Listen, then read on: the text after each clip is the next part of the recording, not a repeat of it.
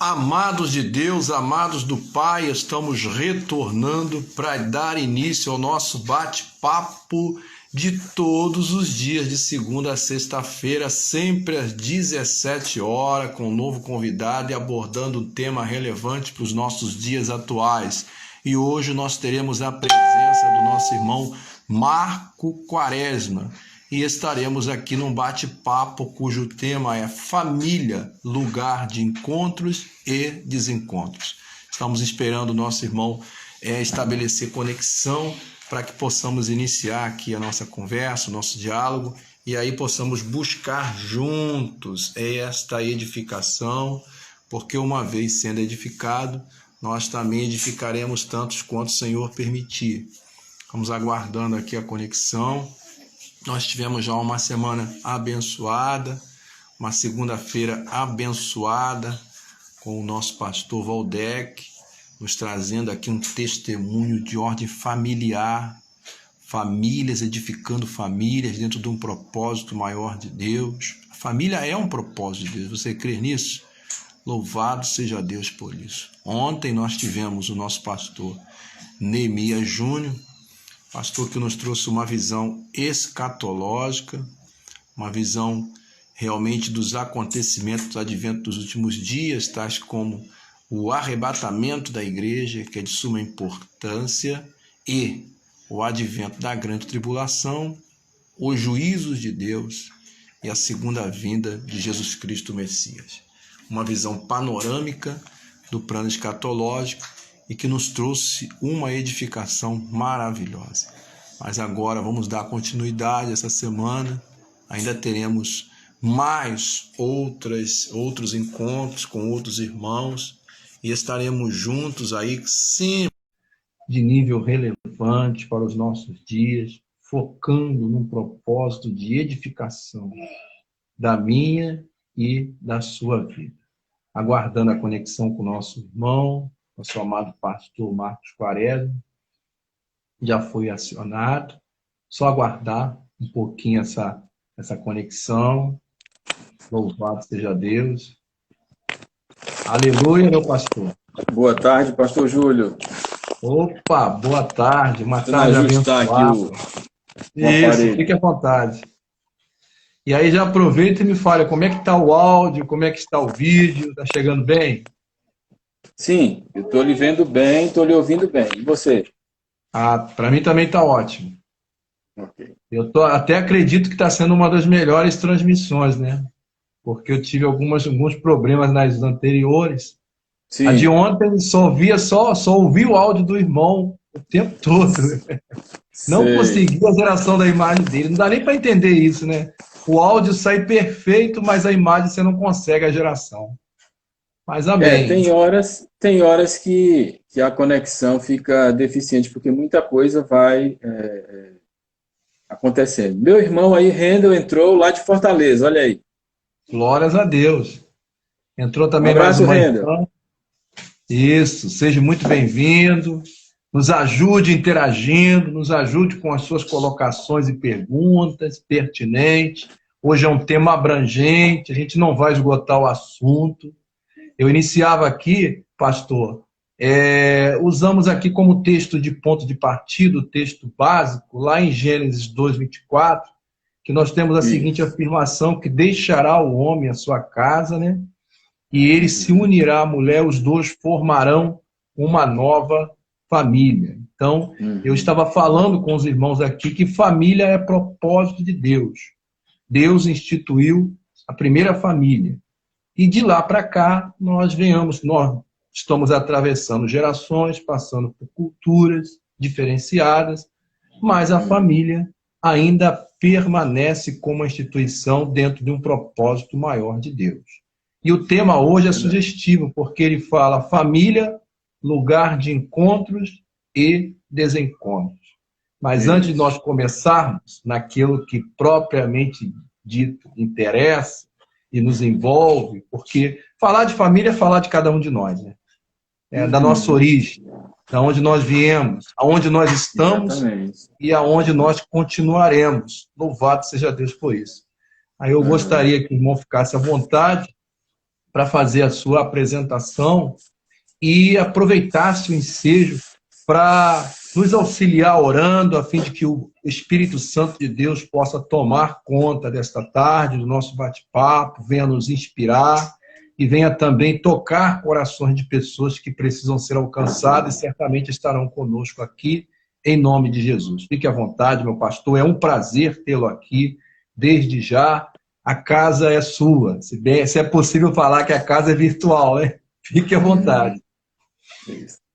A minha filha do coração entrou também aí, Andresa. Glória a Deus. Certo. Bom, meu nome é Marcos Quaresma, eu sou missionário da CEPAL há 12 anos, eu já sou pastor há 32 anos, e pastoreei durante 20 anos em igrejas locais. Eu tenho uma formação no seminário congregacional e também foram 20 anos de pastorado. Foram 8 em Recife e 12 aqui na cidade de Caruaru, interior de Pernambuco. E depois, eu e a minha esposa saímos do ministério da igreja local para o ministério itinerante, que é esse ministério com casais e famílias. E ele tem várias áreas de abrangência, né? A gente trabalha com a preparação de pessoas para o casamento. Tem um curso que a gente chama de bem. Quando a gente namora, a gente chama meu bem para lá, meu bem para cá. Né? A gente chama de bem. É um breve encontro matrimonial, é uma sigla, que é um material que a gente usa que tem como pergunta o que é o casamento. Então, a gente tem alguns encontros com as pessoas que são desejosas de fazer esse acompanhamento antes do casamento. Temos um grupo de casais aqui na cidade, já há 10 anos, chamado Eirene Conjugal. Eirene é uma palavra grega, quer dizer paz, harmonia, bem-estar. E também a gente faz parte de uma associação chamada Eirene do Brasil. E esse trabalho, ele objetiva fortalecer as relações conjugais. Também a gente trabalha no consultório, né, com aconselhamento e terapia. Minha esposa é psicóloga, eu estou terminando o curso de psicologia no último período. Estou vendo, assim, os últimos momentos da faculdade, as últimas provas. E também a gente tem cursos de capacitação para pessoas que desejam criar grupos de casais nas igrejas locais ou denominações. Por exemplo, se a sua igreja local, a sua denominação, deseja um treinamento para criar ou para potencializar líderes, para que eles criem grupos de casais nas igrejas locais, então a gente pode ir e fazer esse treinamento com a igreja ou denominação. Então, nós estamos na CEPAL há 12 anos, como falei inicialmente, nesse trabalho pelo país, né, fazendo palestras para encontros, retiros, congressos, seminários para casais. Também escrevemos um livro chamado Uma Família Saudável, O Prazer de Prosseguir Juntos. E estamos nessa caminhada. Estamos aí. E é um prazer estar com o irmão nessa tarde. Olha, eu fico feliz. Eu estou vendo que o assunto aqui ele não só vai render, mas ele vai nos instigar a realmente começar aí a pensar, a vislumbrar parcerias futuras. E acredito que Deus ele está realmente vos inspirando, vos alimentando. E acredito até que a visão do irmão dentro dessa questão familiar tenha sido ampliado com o advento da pandemia, né? Porque foi um momento em que as famílias elas se voltaram para si, voltaram para o seu seio, para a sua realidade. Vamos dizer que nós passamos a olhar para o nosso próprio umbigo, né? Não no sentido de egocentrismo, mas no sentido de que nós não estamos só. E precisamos aí preservar aquilo que nos foi dado.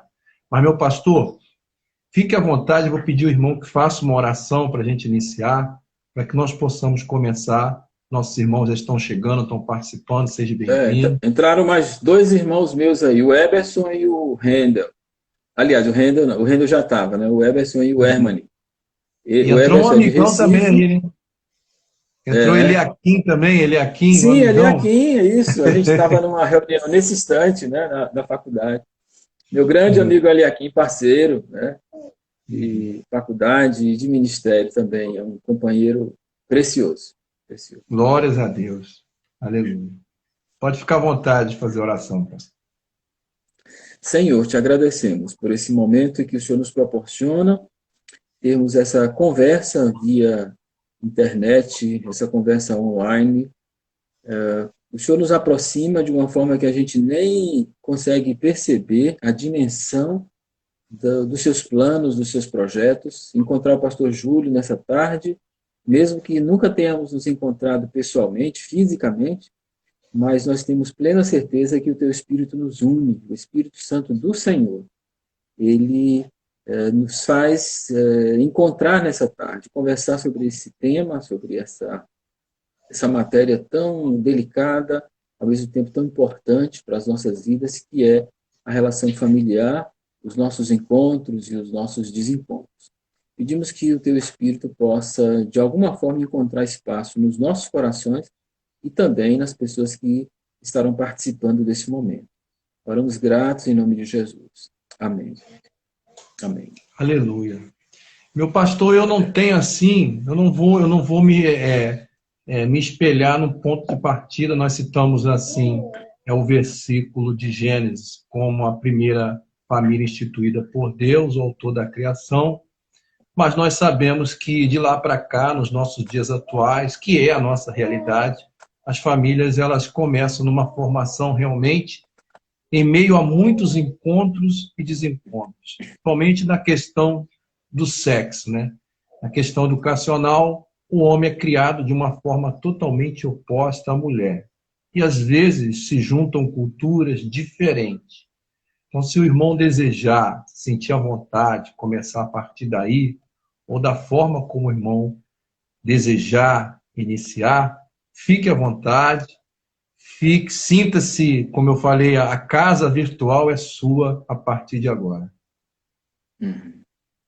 Eu quero então pegar como ponto de partida o texto que você já mencionou inicialmente, que é o texto, segundo boa parte dos autores de família, né, aqueles que tratam da questão familiar à luz da Bíblia, é o texto base no que diz respeito à família.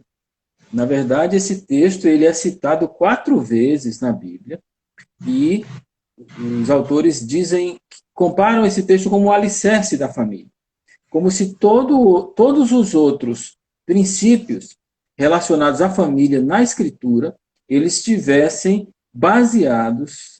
embasados nesse texto de Gênesis 2:24. Ele trata basicamente de 3 coisas: de deixar, unir-se e tornar-se.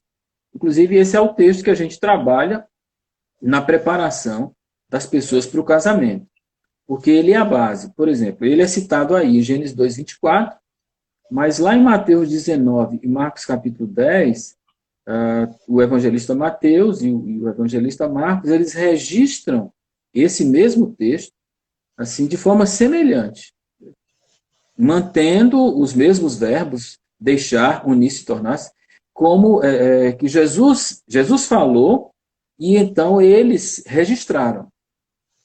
Um abraço para a Luziene, que entra aí também, nossa amiga lá de Fortaleza, viu, pastor? Então, eles registraram essa fala de Jesus, ou seja, Jesus repete o que está lá em Mateus, capítulo. Ele repete o que está lá em Gênesis 2:24, em Mateus 19, Marcos 10, e o apóstolo Paulo repete no capítulo 5 de Efésios o mesmo texto literalmente. Ou seja, ele aparece 4 vezes na Escritura. E quais são os princípios básicos desse texto, né? O primeiro deles é deixar pai e mãe.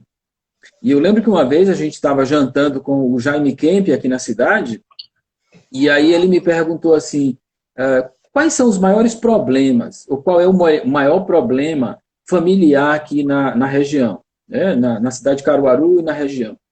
E na hora, assim, só num relance, eu falei assim, olha, eu acho que o maior problema é o problema da infidelidade conjugal, a traição e tudo mais. Tá? Bom, mas passou aquele jantar e então eu fiquei refletindo sobre aquela pergunta que ele me fez, né? E eu pensei melhor e comecei a analisar os aconselhamentos que a gente fazia, as pesquisas que a gente já fez, na minha pesquisa de dissertação, e percebi que, na verdade, o maior problema não é o da sexualidade e o da infidelidade, conquanto ele seja um grande problema. Mas o maior problema encontrado entre nós, casais, é deixar pai e mãe. Parece que é o maior problema que nós encontramos. A grande maioria dos casais sai de casa, vai para um casamento, mas ainda continua, se a gente pode dizer assim, numa linguagem mais popular, com o umbigo enterrado na sua família de origem. Tá? Então fica lá aquela ligação muito forte com o papai ou com a mamãe, de tal forma que o casal não consegue desenvolver a relação a dois, porque a mente, o pensamento, o sentimento ainda está na família de origem. E aí eu lembro de algumas situações, mas quero citar apenas uma. Também quero saudar o meu amigo Bega, Marcelo Lindenberg, juntamente com o Eliakim, fazemos o cordão de 3 dobras, viu, pastor Júlio? Aleluia. Completou então o terceiro. Isso. Então, o que acontece? Eu lembro de uma senhora que ela veio para o aconselhamento comigo, fazia um programa de rádio sobre família e ela marcou uma hora para a gente conversar. Não era da igreja. Mas eu lembro que ela disse assim, ela estava casada há 14 anos e ela casou e foi para a lua de mel e ela chorou 4 dias da lua de mel por saudade da mãe. Nesses 14 anos, ela disse assim, literalmente, nesses 14 anos de casamento, todos os dias desse tempo, ou eu passei na casa da minha mãe, ou eu liguei para ela para como que dar um relatório do que tinha acontecido durante o dia. Ou seja, aí eu perguntei para ela, mas minha filha, você acha que um casamento assim, ele tem possibilidade de estar bem, de estar feliz? Eu disse, realmente, porque quando a gente está em casa, a nossa prioridade é a nossa família de origem. Quando a gente casa, a família de origem continua sendo importante, mas ela deixa de ser prioritária. A prioridade agora é a minha esposa. A prioridade agora é o meu marido. Então, esse laço tem que ser rompido. Esse cordão umbilical emocional, esse cordão umbilical sentimental, ele precisa ser rompido. A gente precisa deixar pai e mãe. E quando fala em deixar pai e mãe, eu lembro que o Jaime Kemp também diz uma coisa interessante. É que a gente precisa deixar pai e mãe em 3 aspectos, né? O primeiro é o aspecto físico, ou seja, casar e morar com a mamãe e com o papai não dá certo. A gente já até aconselhou alguns casais que chegam assim, e aí, vai morar onde? Uma das perguntas que a gente faz. Não, olha, a minha mãe deu um puxadinho, ou então fez uma laje, né, para a gente construir o nosso quartinho e tal. E a gente sempre diz assim, se não tem outra opção, nesse momento, até vá. Mas façam todas as economias para sair fisicamente de perto do papai e da mamãe, porque não é que o papai e a mamãe sejam malvados, é que eles querem o melhor para os filhos. E às vezes, quando a gente quer o melhor, a gente acaba interferindo de forma indevida.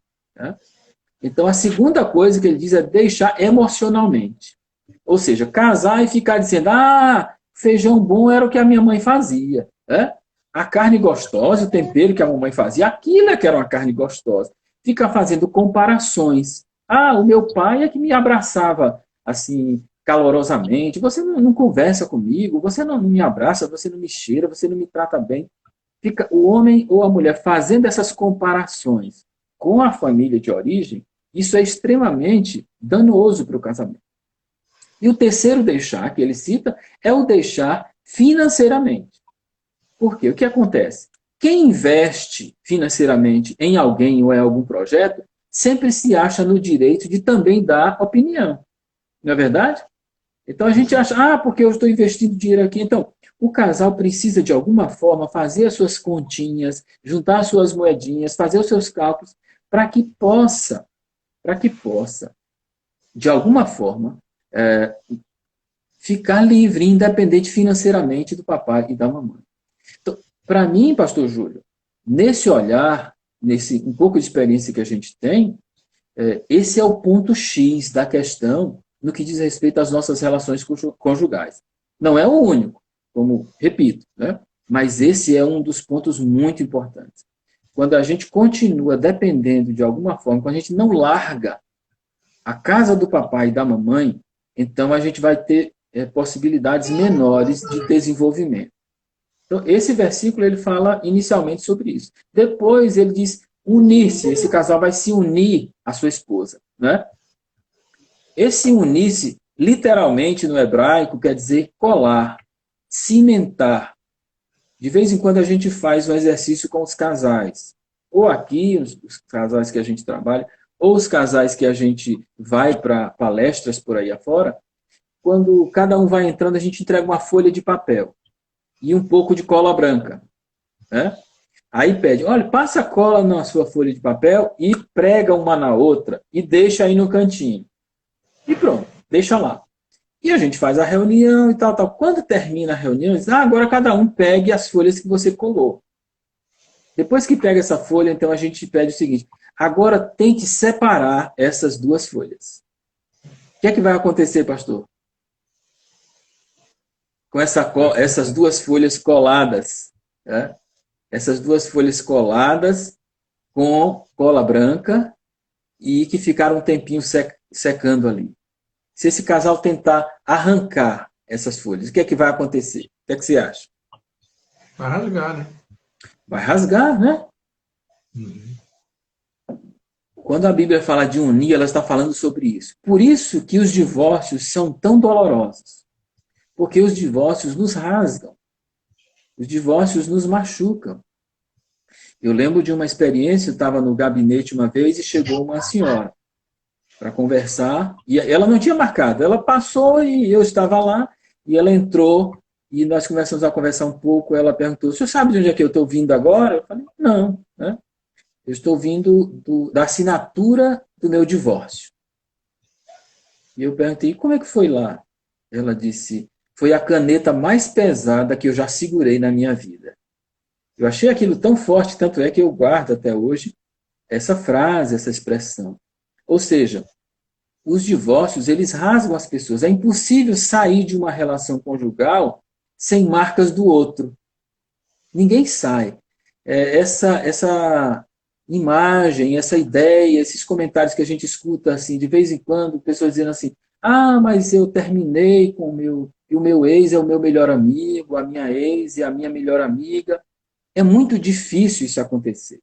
Por quê? Duas pessoas que um dia se olharam, se amaram, se abraçaram, se beijaram, se amaram fisicamente, sexualmente. Alguns tiveram filhos e, de repente, esses dois se separam. Como que não vai ficar uma coisa? As marcas estão no corpo, as marcas estão na alma, as marcas estão na mente, na memória. É uma coisa impossível de serem apagadas. A gente pode ressignificar isso, a gente pode amenizar essas memórias, como uma cicatriz que a gente tem no corpo de uma ferida grande que sofreu algum dia, ou de uma cirurgia. Né? A cicatriz está ali, a gente bate nela, ela não dói mais, mas a gente lembra. Mas ela está ali para ensinar, para mostrar que um dia a gente passou por aquilo. Então, do mesmo jeito quando a gente tenta separar aquilo que foi unido, né? Por isso que Paulo diz, inclusive, olha, aquele homem que se deita com uma prostituta, ele se torna um com ela, ou seja, cola, cimenta, casa, né? É como se estivesse casando. Esse mistério do casamento é um negócio tão complexo, pastor Júlio. Por quê? Porque quando a Bíblia diz isso me dá assim um susto, na verdade. Eu fico realmente assustado, né? Por isso que Paulo diz assim que o casamento é um mistério. A melhor definição de casamento para mim que tem na Escritura é que é um mistério. Como assim um mistério? Por mais que a gente estude, leia, participe de congressos, terapia, viagens, estudos, cursos e tudo mais, mas a gente não consegue entender completamente o que é um casamento. Porque o casamento ele é muito misterioso, ele é cheio de novidades. Quando a gente pensa que está no caminho tudo certo, aí aparece uma coisa nova, uma coisa diferente, um novo aspecto, uma nova nuance, uma característica do outro que a gente não conhecia ainda, porque nem a gente se conhece direito, né? A gente passa a vida inteira para se conhecer e morre sem se conhecer completamente. Então, por isso que quando a Bíblia fala de unir, né, deixar pai e mãe e unir a sua esposa, isso é muito importante. Por isso que a gente precisa pensar bastante. A gente costuma dizer para os casais hoje o seguinte: para que você vai casar? algumas perguntas que as pessoas fazem. Para que casar? Né? Aí alguns respondem de pronto assim, vou casar para ser feliz. Bom, o problema, pastor Júlio, é que não há nenhuma estatística que prove que casamento traz felicidade. O casamento ele nos traz mais responsabilidades. Né?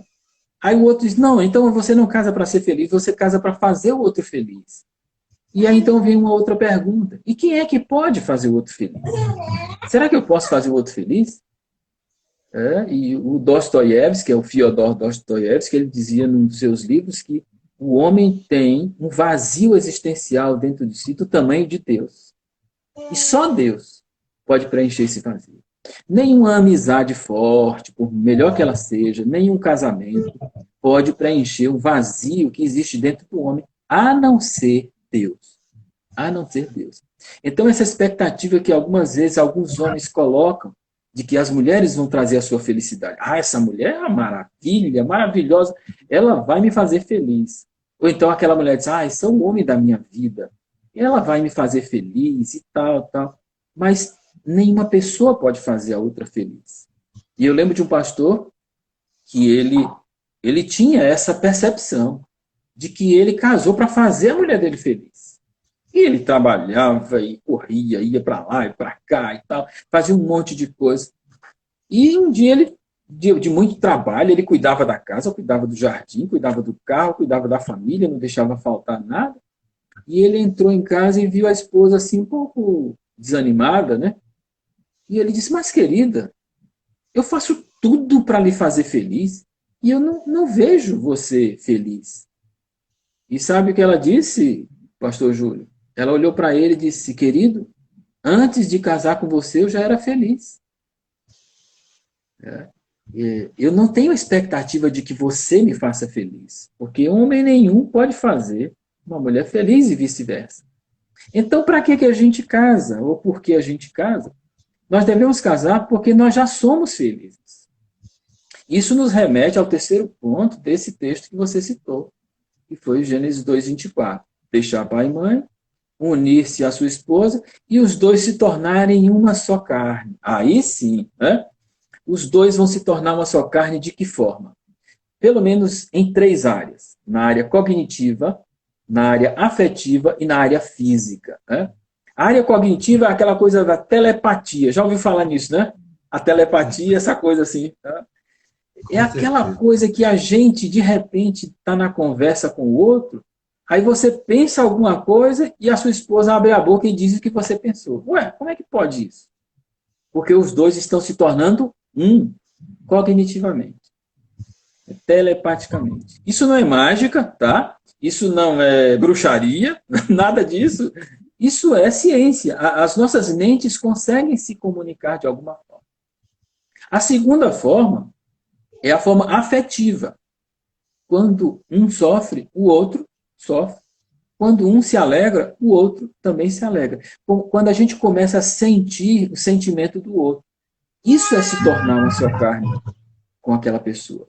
E a terceira forma é a forma física. Né? A expressão do tornar-se uma só carne com o outro é o sexo. Quando o homem e a mulher se juntam e eles se tornam um no ato sexual. Então, essa expressão, o sexo é o ápice, é a expressão física e visível do tornar-se uma só pessoa afetivamente e cognitivamente. Né? Então, esse texto ele nos ajuda a entender, pastor Júlio e os nossos queridos que estão nos ouvindo por essa live, nos ajuda a entender justamente isso. Ele é toda a base, toda a estrutura, tudo o que vem depois, né? Finanças, filhos, comunicação, projetos comuns que a gente pode fazer, tudo isso vem depois. É como construir uma casa, né? A gente tem que construir a casa em cima do alicerce.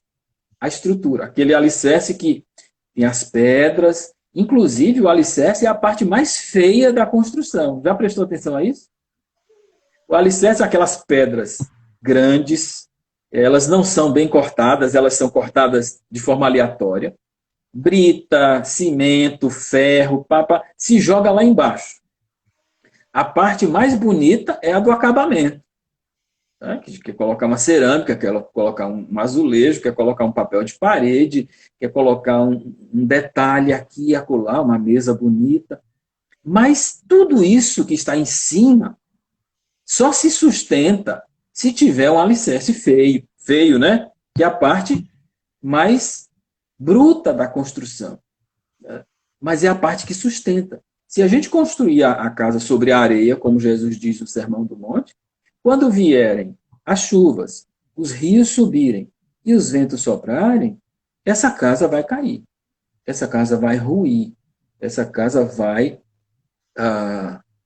desabar. Né? Vai desabar. Então, o que acontece? Quando a palavra de Deus está nos instruindo nesse sentido, eu penso que tem muito a ver com isso, pastor Júlio.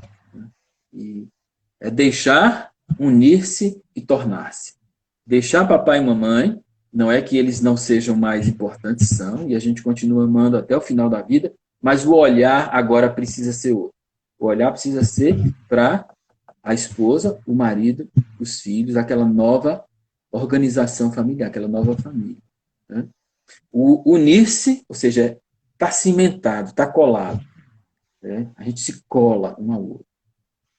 E o tornar-se uma só pessoa, uma só carne, por isso que eu penso assim, os dois que já são felizes, ou pelo menos que cada um procure a sua própria felicidade, a sua realização, esses dois dão as mãos e vão caminhar num projeto comum para frente.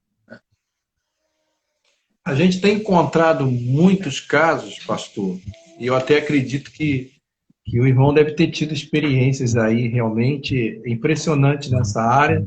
Chega a ser uma área alarmante, né? Mas é uma realidade, e essa realidade acaba se tornando evidente agora, aonde a mente também dos pastores, que alcança o entendimento de que ele, como um profissional que cuida de família, que cuida de pessoas, também precisa ser cuidado, e até por meio do sistema de mentoria, nós vamos ver que vai se descortinar a realidade assim da questão proposital, a questão dos propósitos.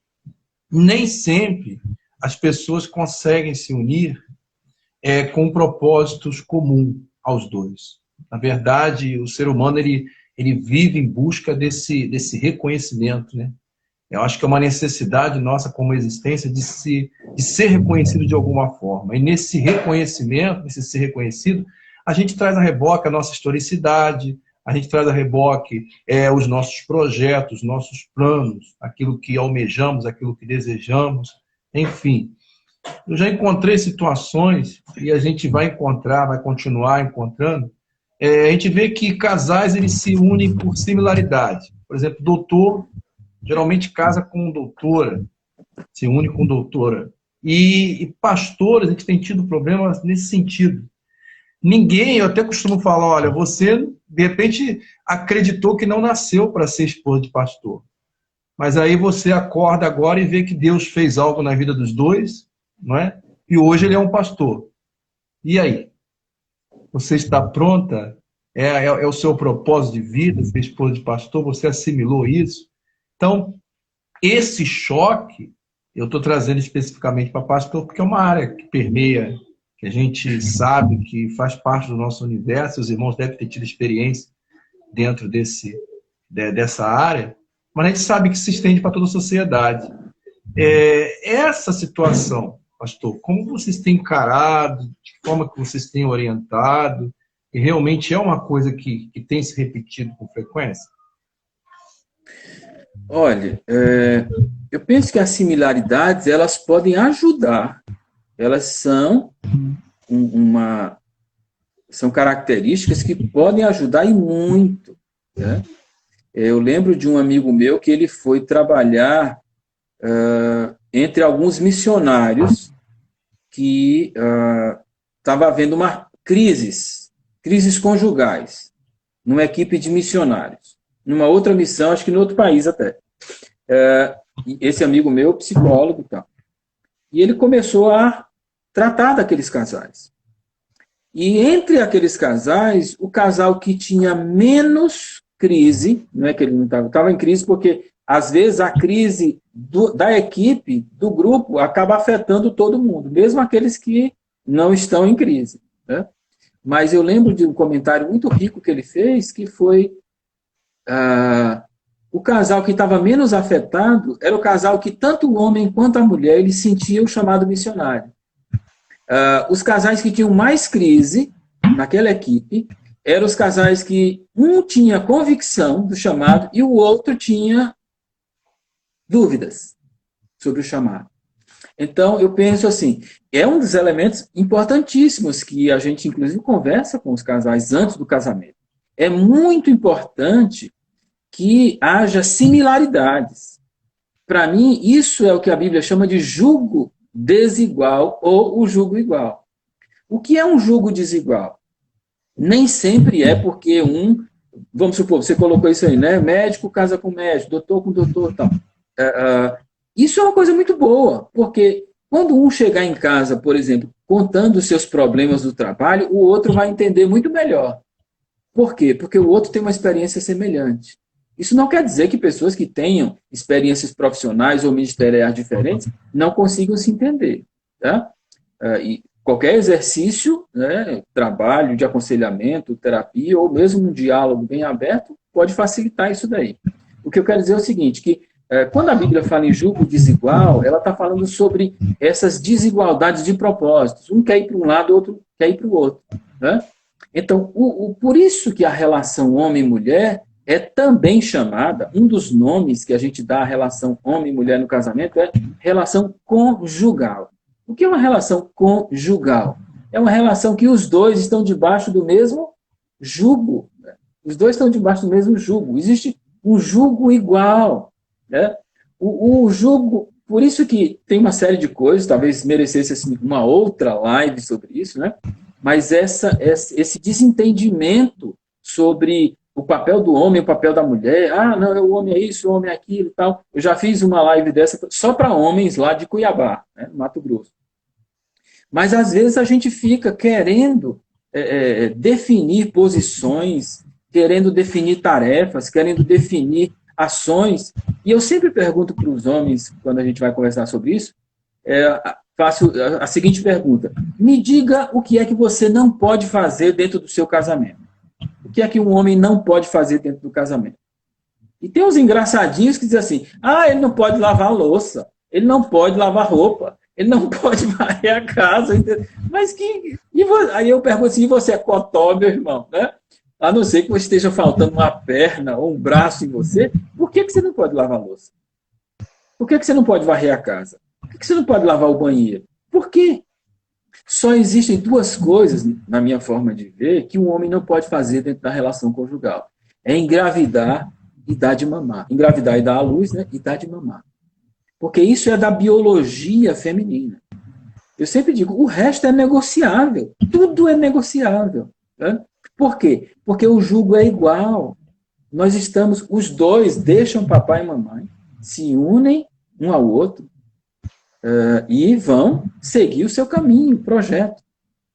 A primeira referência bíblica que a gente tem sobre casamento é em Gênesis 1, e não Gênesis 2, conquanto a gente goste muito de Gênesis 2, 18, 24, mas é Gênesis 1, 27 e 28, e nos faz a primeira referência bíblica sobre o casamento.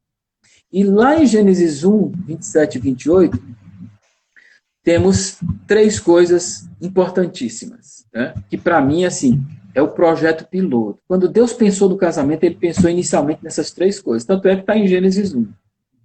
Diz que Deus criou o homem e a mulher à imagem e semelhança. Né? Ou seja, o homem e a mulher foram criados à imagem e à semelhança de Deus. Segundo, Deus os abençoou. Então, ele abençoa o homem e a mulher igualmente. Ele não abençoou a mulher para ela abençoar o homem.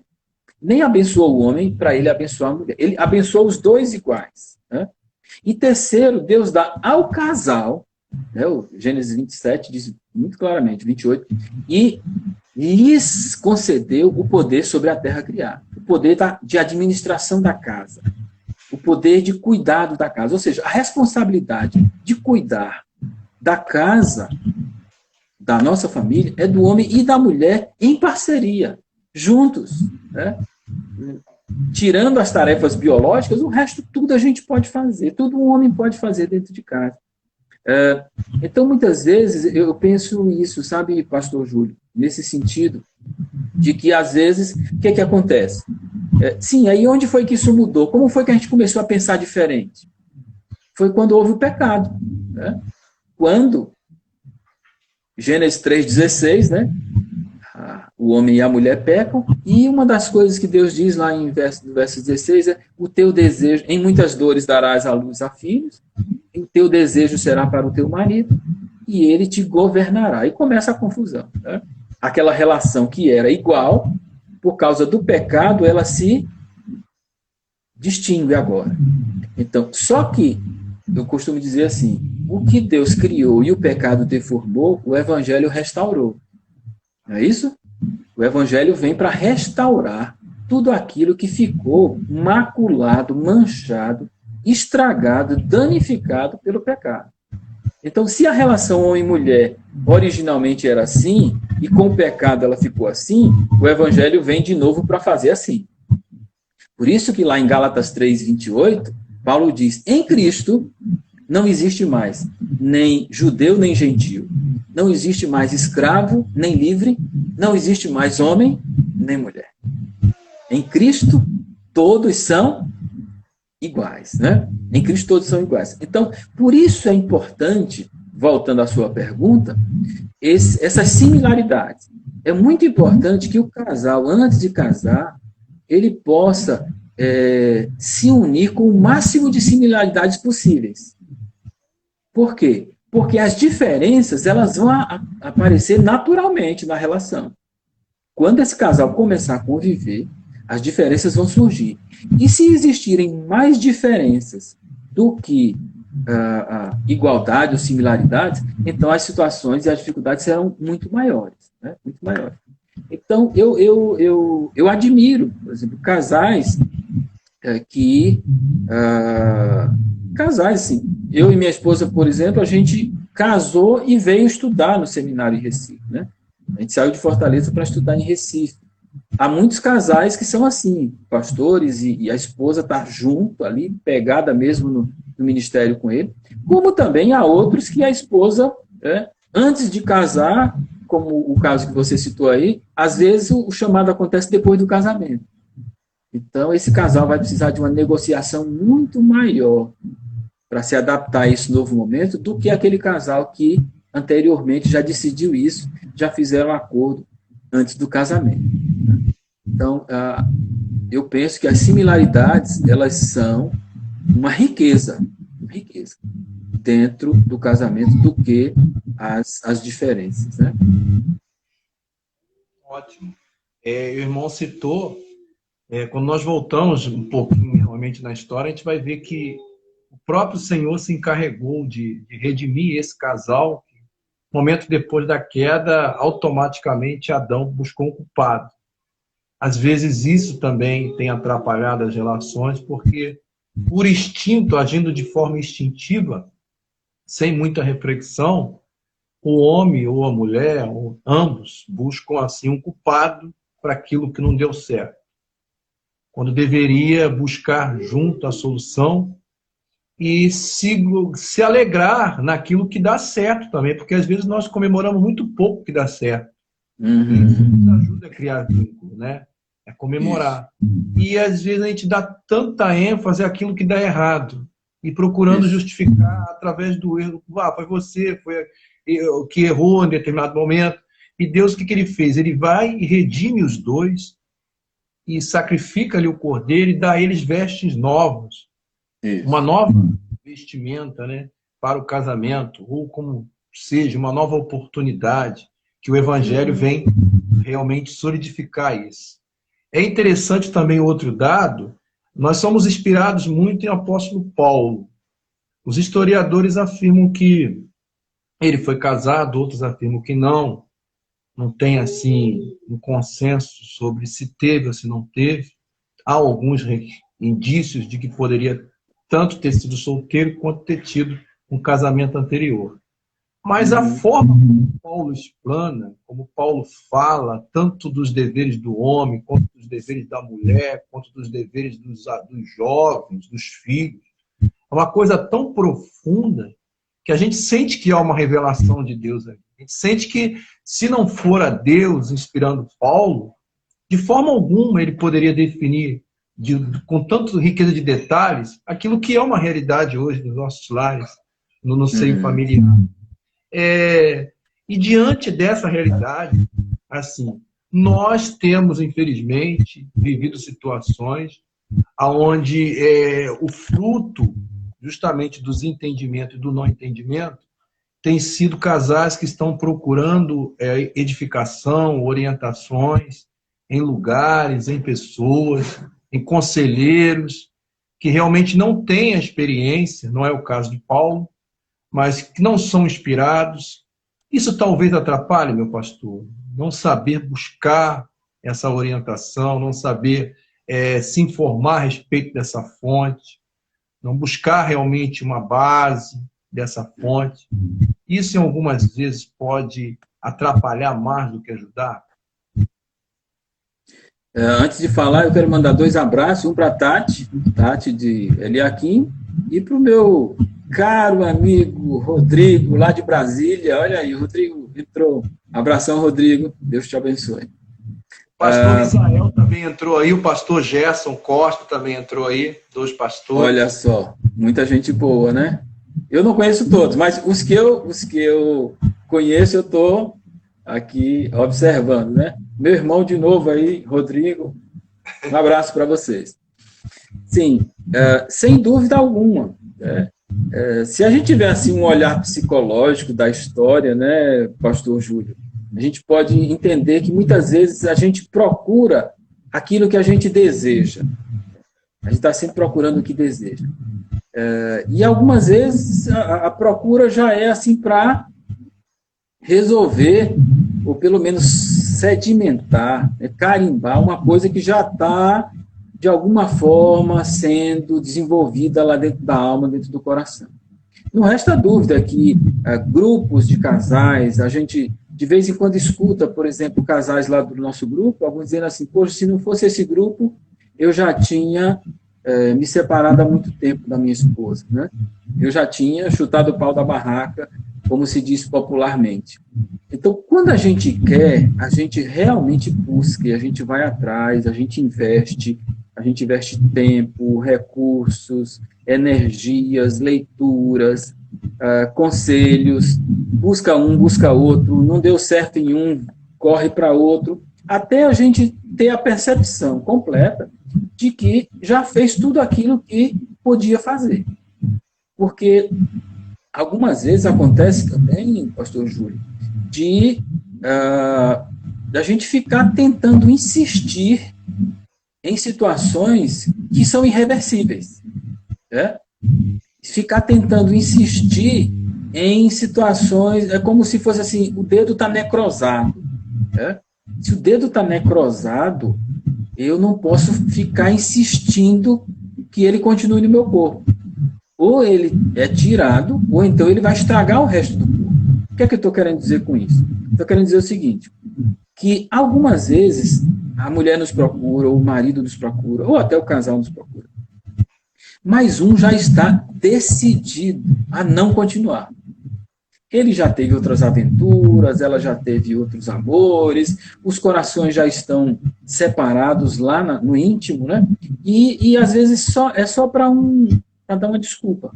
Às vezes é só para, de alguma forma, dizer assim, não, a gente procurou. Por quê? Aí eu me remeto a situações cristãs, situações do Cristo. Quando, por exemplo, ele se encontra com o jovem rico, né? E aí, o que é que ele diz para o rapaz? Depois dele perguntar, mestre, o que é que eu devo fazer para herdar a vida eterna? Ele disse, é fácil, meu filho, simples e prático. Você vai, vende tudo que você tem, distribui para os pobres, e vem e me segue, e terás um tesouro no céu. O que foi que o rapaz fez? Deu as costas e disse, não, né? Apesar de eu já seguir todos os mandamentos, desde a minha mocidade, parará. Mas ele até citou os mandamentos, né?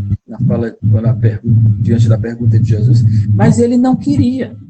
E Jesus não ficou insistindo com ele. Não, meu filho, olha, tá certo, você não precisa vender tudo. Você vai vender só a metade, então, já que você está achando difícil vender tudo e me seguir, né? Não ficou insistindo, porque ele tomou uma decisão e se foi.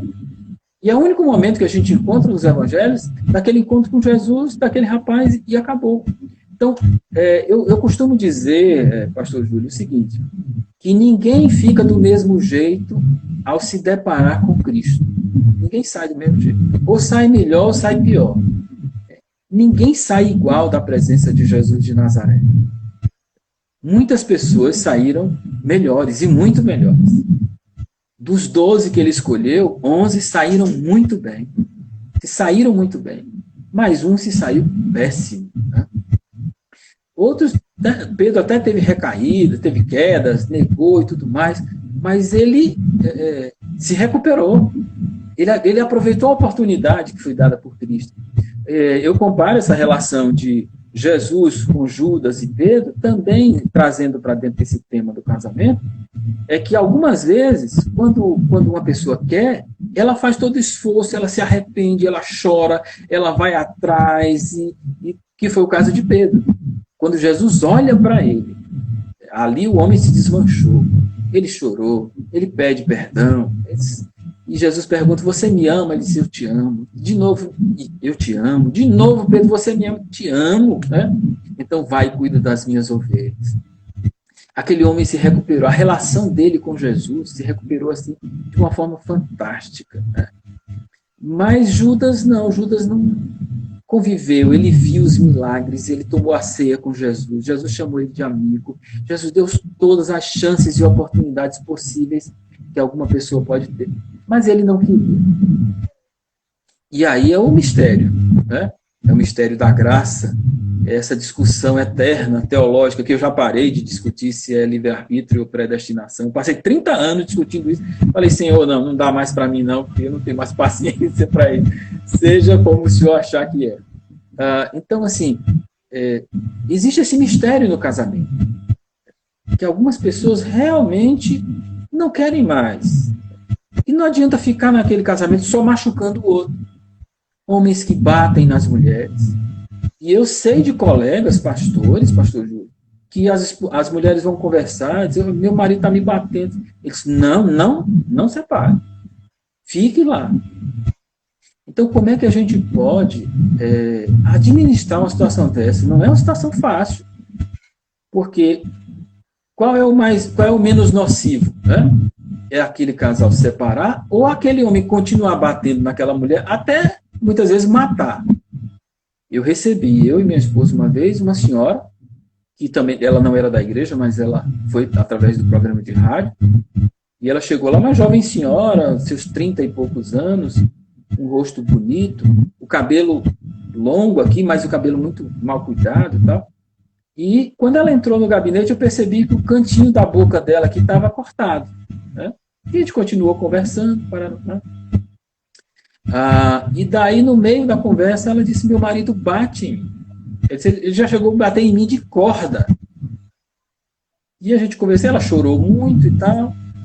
E a gente deixou ela desabafar. Depois a gente perguntou para ela assim, e por que você ainda está nessa relação de um abuso tão intenso? Você chegar a apanhar de corda de por que você não deixa essa pessoa? Ela disse, é porque eu amo muito o meu marido. E aí eu devolvi a pergunta para ela, né? Você ama o seu marido? Ela disse, amo. E Jesus ensinou a gente a amar todo mundo, até o inimigo. Mas eu fiz uma outra pergunta, mas você se ama? Você ama a você mesma? Porque Jesus também nos ensinou que a gente tem que amar a Deus sobre todas as coisas.